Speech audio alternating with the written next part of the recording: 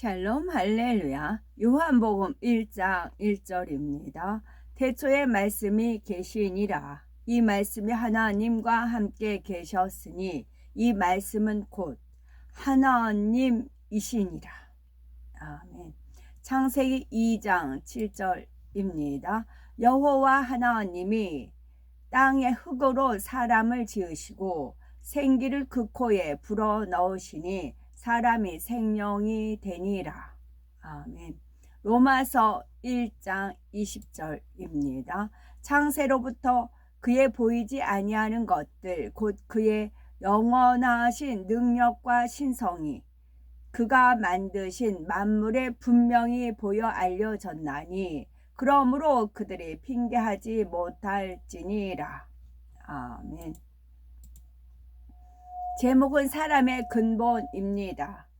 많은 사람이 인간은 어디에서 와서 어디로 가는가, 인생의 의미와 목적은 무엇인가 등에 대한 해답을 찾고자 깊이 생각하지요. 세계적인 성인이라 불리는 공자나 석가모니 소크라테스도 근본적인 해답을 찾고자 힘썼습니다. 공자는 인을 정치, 윤리, 사상의 이상으로 하는 도덕주의를 설파하며 많은 제자를 양성하였지요. 석가모니는 생로병사의 번뇌에서 해탈하고자 스스로 고행의 길을 갔습니다. 소크라테스는 나름대로 진리를 추구하며 참다운 지식을 탐구하였고요.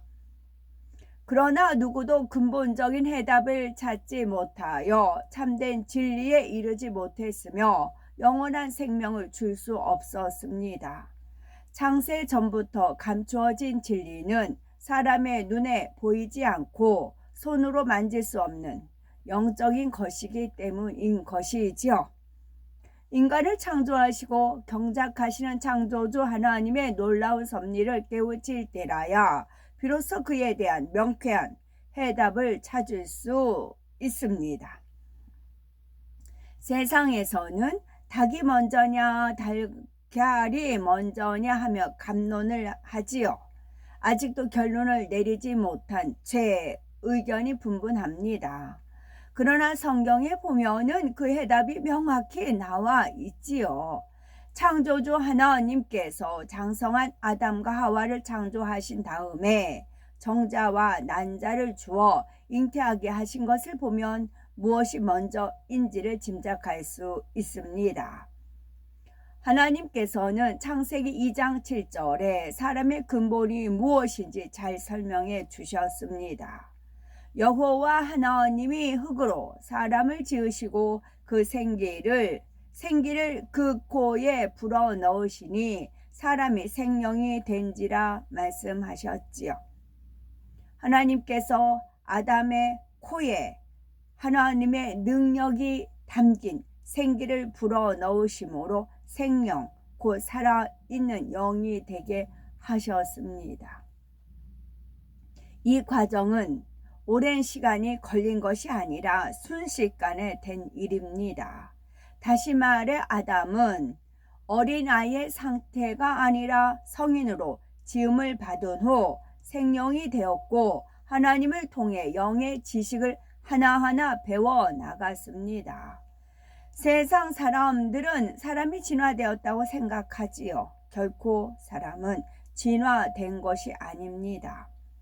우리 사람은 진화론에서 말하는 것과는 전혀 차원이 다른 존재입니다. 한낱 하등한 생물에서 진화한 것이 아니지요. 처음부터 하나님의 형상을 닮은 영적 존재로 지어졌습니다. 하나님의 형상을 따라 하나님께서 직접 만드셨고 생기를 불어 넣었기 때문에 영육간의 모든 것이 근본 하나님에게서 온 것입니다. 그러므로 사람은 위로부터 난 신령한 존재입니다. 우리는 자신을 다른 동물보다 좀 더 진화된 고등동물 정도로 생각해서는 안 되지요.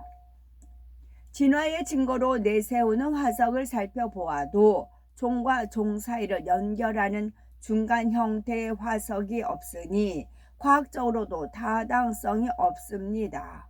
오히려 창조의 증거가 매우 많지요. 한 예로 인종에 상관없이 모든 인류는 눈, 코, 입 등의 구조와 위치가 같습니다.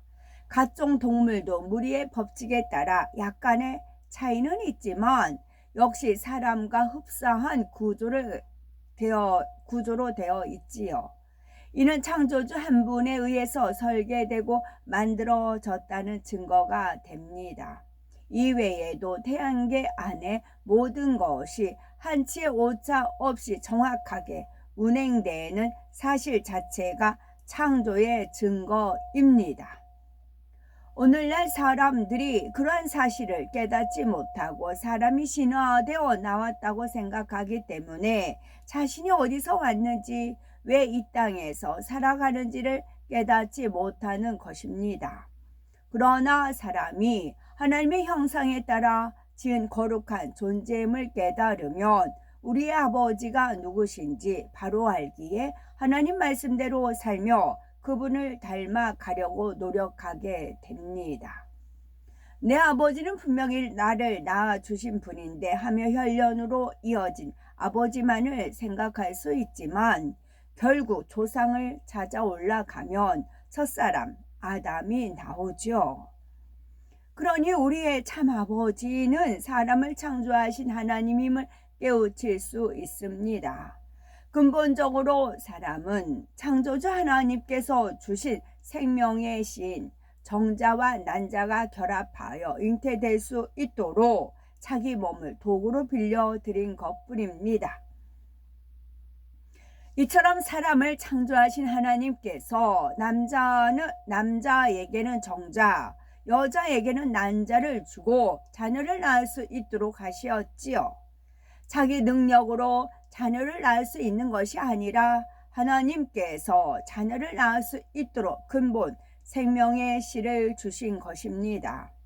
생명의 씨 안에는 하나님의 능력으로 사람의 모든 조직을 만들 수 있는 조건이 구비되어 있습니다. 육안으로는 보이지도 않을 만큼 작지만 부모의 성격, 외모, 습관 등 모든 기가 한 군데로 모인 것이지요. 그래서 자녀가 태어나면 외모뿐만 아니라 성격도 부모를 닮습니다. 만약 사람에게 능력이 있어서 자녀를 낳을 수 있다면 왜 많은 사람이 잉태하지 못해서 고통을 받겠습니까? 잉태는 창조주 하나님께 속한 영역으로서 하나님만이 주관하실 수 있습니다. 오늘날 병원에서 인공수정이라는 방법을 사용하지만 정자와 난자를 창조해서 잉태하게 하는 것은 아니지요. 창조의 능력은 오직 하나님께만 속한 것이기 때문입니다. 오늘날 의학이 아무리 발달했다 하지만 생명을 창조하는 것은 오직 생명의 주관자인 하나님의 능력으로만 가능합니다. 잉태뿐만이 아니죠. 호흡이 끊어진 사람이나 병원에서 사형 선고를 받은 사람이 하나님의 능력으로 살아나며 인간의 과학과 의학으로 어찌할 수 없는 수많은 불치병, 난치병이 깨끗이 치료받기도 합니다. 말씀으로 천지 만물을 창조하고 인간을 지으신 하나님께서 바라하시는 근본의 소리만이 무에서 유를 창조해내며 불가능이 없는 권능의 역사를 펼쳐냅니다. 잠깐 떠올렸을 때 말씀을 드려야 되더라고요. 하나님께서 바라시는 근본의 소리만이 무에서 유를 창조해내며 불가능이 없는 권능의 역사를 펼쳐냅니다. 노아의 방주에 노아가 직접 동물들을 부르러 나가지 않았어요. 하나님께서 동물들을 불러 모으셨어요. 그래서 태웠어요.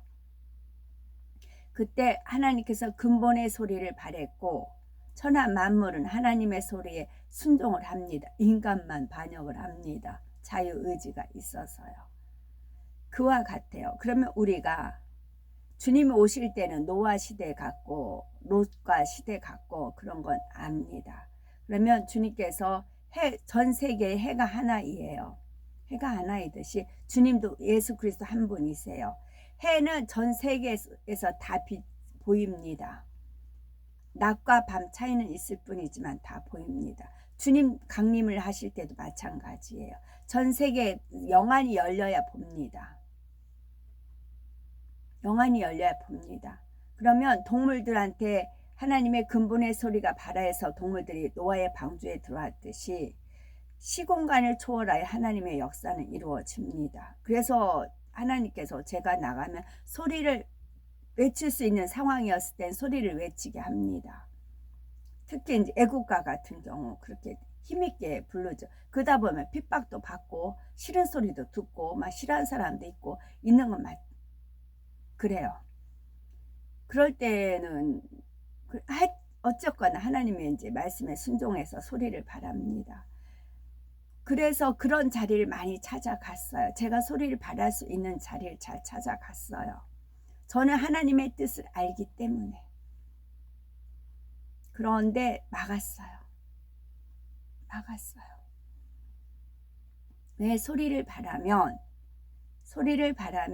이 소리는 없어지는 게 아니에요. 남아요. 남기 때문에 나중에 주님 강림하실 때 이 소리가 통합니다. 통해서 이 소리를 받아들인 사람. 제가 소리 질러도 왜 그런 소리 질러하고 지적하는 사람도 있고 또 이렇게 좋아하는 사람도 있고 그렇게 된 거죠. 자유의지 가운데. 그래서 잠재되어 있다가 씨를 뿌려진 겁니다. 발아에서 꽃이 펴서 열매를 맺게 되겠지요. 심었으니까. 옥토밭에 심으면 싹이 나서 꽃이 피고 열매를 맺겠지요. 그러나 가시떨기밭, 돌짝밭 그런 데 뿌려질 수도 있겠고 그때는 싹이 안 날 수 있겠고 그렇겠지요. 그 작업을 하는 겁니다. 계속 세월 동안에 그 작업을 해왔는데 막는 자가 있고 도와주는 자가 있고 그런 겁니다. 아까 의인이 내가 목마를 때 줄일 때 그 표현이 있잖아요. 우리가 언제 그랬나이까 그러잖아요. 제가 소리를 발할 수 있도록 도와준 사람이 있고 방해한 사람이 있고 그 소리는 보통 소리가 아니라고요. 노아 방주에 탈 수 있는 근본의 소리를 바란 거라고요. 그 소리에 순종했을 때 동물들도 사슴들도 많았을 거 아니에요. 그럼 동시에 하나님께 근본의 소리를 바랬어요. 그 소리에 순종한 한 쌍이 왔겠지요. 다른 사슴들은 풀 뜯어먹기 바빴겠고 뛰어노냐고 바빴겠지요. 예지예정 가운데 있는 겁니다. 우리 사람도 마찬가지입니다. 주님이 강림하실 때 동시에 영안이 열려서 봐야 됩니다. 하늘을 들어서 봐서 영안이 열려야 됩니다. 저는 알고 시작을 한 거고 지금 때가 이름에 말씀을 드리는 바입니다. 로마서 그래서 그냥 하는 일이 없다고요. 저는 하나님의 오더에 의해서 움직이고 왜 이런 오더를 내리셨는지 그 뜻을 안다고요. 그래서 도와주는 사람들은 고마운 것이고 대접을 해줬기 때문에 그와 같은 대접을 하는 것이고 반대되는 무리가 있는 거고 그런 거지요.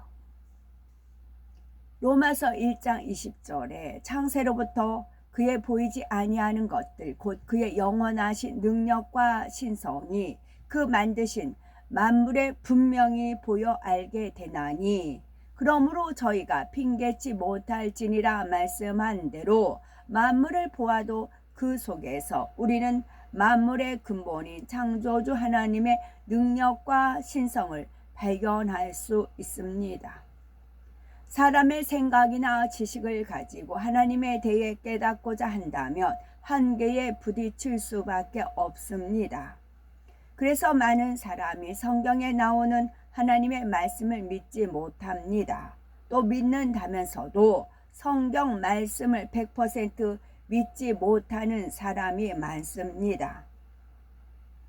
이러한 사람들의 마음을 잘 아시기에 요한복음 4장 48절에 예수께서 가라사대 너희는 표적과 기사를 보지 못하면 도무지 믿지 아니하리라 말씀하셨지요.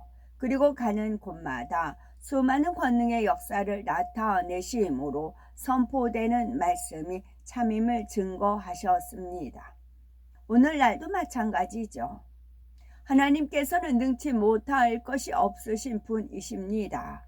우리가 전능하신 하나님을 마음에서 믿고 전적으로 의뢰할 때 어떠한 문제나 질병도 해결됩니다.